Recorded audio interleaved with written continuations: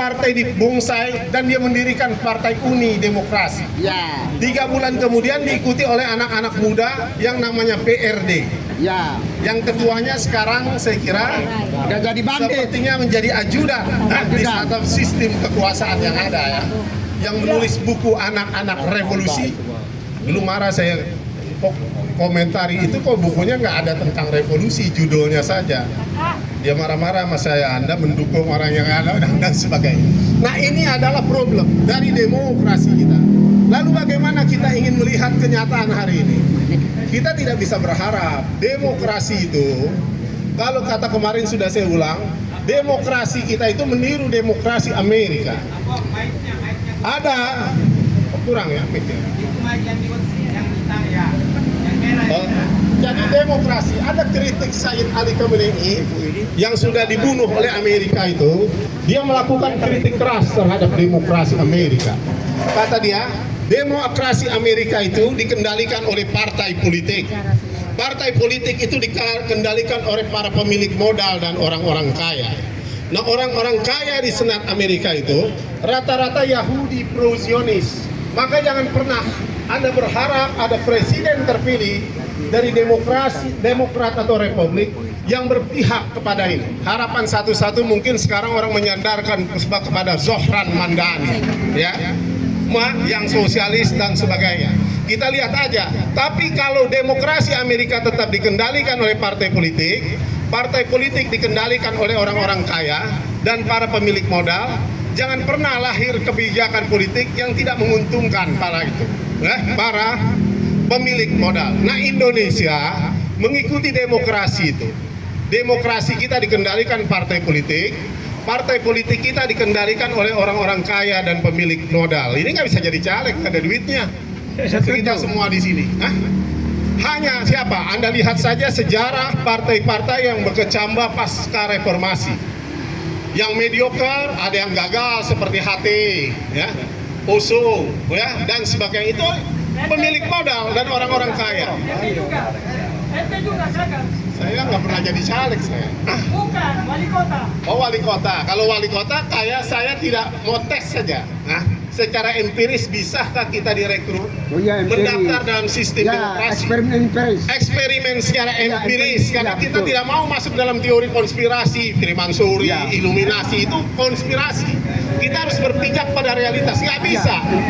Karena saya lihat itu ujung-ujungnya berapa uang Anda punya. Bukan visi dan sebagainya, meritokrasi nggak ada. Demokrasi kita itu sudah tidak ada. Yang ada adalah transaksi. Nah, elit partai-partai ini tidak ubahnya seperti rental, sama dengan pengalaman Rusia. Dia buka loket saja. Siapa yang baca, mampu bayar, jadi elit tanpa proses dan sebagainya. Misalnya di Bekasi, mantan ini jadi langsung. Kenapa? Karena dia bisa bayar. Apapun partinya. Bedanya di situ. Dulu tahun 55, partai itu adalah aliran berpikir dan cita-cita sosial untuk bagaimana Indonesia dibangun. PKI basisnya adalah Marxisme-Leninisme. Dia punya cita-cita. Mungkin jangan-jangan kalau PKI yang menang, Indonesia ini bisa lebih hebat dari Cina dan Vietnam. Setuju. Kita tidak bisa, ini jangan-jangan. Karena dia, kalau misalnya dia yang menang waktu itu, ya, bukan. Kan gitu dulu kan dia pemilu 55 menang itu. Keempat. Tahun 55 menang. Mengapa Soekarno tidak melakukan pemilu tahun 60? Kan 5 tahun melahirkan dekret. Salah satu khawatir juga ini menang kalau pemilu dilangsungkan tahun 55. Karena mereka setelah dihajar tahun 47, dia anak-anak muda inilah melakukan konsolidasi. 55 menjadi partai nomor 4. Partainya Syahrir, partai Gura, ya, PSI dan sebagainya. Dia nomor 1 adalah PNI, nomor 2 adalah Masumi, nomor 3 partai NU, nomor 4 PKI. Nah, PKI dihantam karena kepentingan modal di Indonesia.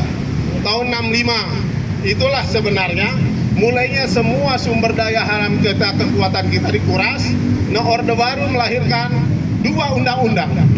Yang pertama, undang-undang penanaman modal asing, karena Soekarno dulu nggak mau ngutang. go to hell with your aid. Iya. Yang kedua, undang-undang kehutanan. Itulah yang menjadi dasar hutan-hutan kita dibabat jadi sawit. Habis. Jadi dan konsensinya itulah tambang Freeport dan sebagainya. Kalau elit nasional kita ini adalah pemburu rente atau calo. Oke, berarti Anda setuju dengan pendapatnya, narasinya Bung Wardijan? Gimana pendapat Anda? Enggak, kalau sekarang demokrasi tanpa partai, saya setuju-setuju aja deh. Ya. Cuma saya ingin mengajak pada realitas. Ada dua bentuk demokrasi di dunia. Satu demokrasi rakyat, itulah demokrasi, mereka menyebutnya Soviet. Itu yang membuat Tan Malaka tidak setuju dulu dengan parlemen. Anda bisa baca tulisan Tan Malaka, Soviet atau parlemen tahun 26. Tan Malaka tidak percaya dengan parlemen. Karena di Eropa, pengalaman Eropa, parlemen itu mengabdi kepada pemilik modal. Maka dia menyatakan Soviet. Soviet itu dewan kerja. Tidak partainya partai tunggal. Jadi dipilih gitu, kamrat-kamrat. Demokrasi dia disebut demokrasi rakyat. Demokrasi yang satu lagi disebut demokrasi